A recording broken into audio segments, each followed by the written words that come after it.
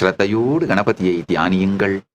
ஸ்ரத்தையோடு நீங்கள் வைத்திருக்கும் திருமேனியில் கணபதியை ஆவாகனம் செய்யுங்கள். பக்த பிரதிஷ்டையின் சக்தியை குறைவாக நினைக்காதீர்கள். நல்லா புரிஞ்சுக்கோங்க.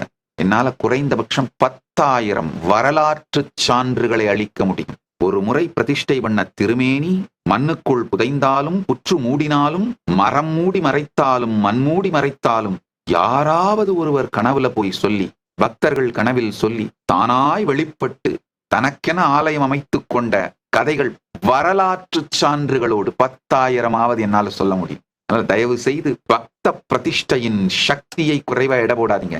நம்முடைய இறைவனுடைய திருமேனிகள், இந்த பிராண பிரதிஷ்டை செய்து வைத்திருக்கின்ற திருமேனிகள் சாதாரணமான ஒரு பொருள் கிடையாது. அது பரம்பொருள். சித்தும் ஜடமும் சந்திக்கின்ற சின்மய விக்கிரகம்.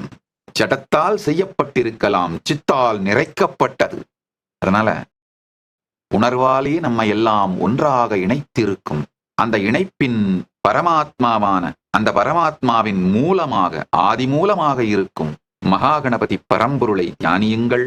இப்பொழுது அவர் நம் எல்லோருடைய உயிர்க்குள்ளும் எழுந்தருளி எல்லா நன்மையும் தருவார். கேட்கும் வரமெல்லாம் கொடுப்பார், கேளா நிலையும் கொடுப்பார். உங்கள் எல்லா பிரச்சனைகளுக்கும் தீர்வுகளை பெற பகவான் நித்யானந்தரை கேளுங்கள். ஆஸ்க் நித்யானந்தா AI சேனலை சப்ஸ்கிரைப் செய்யுங்கள்.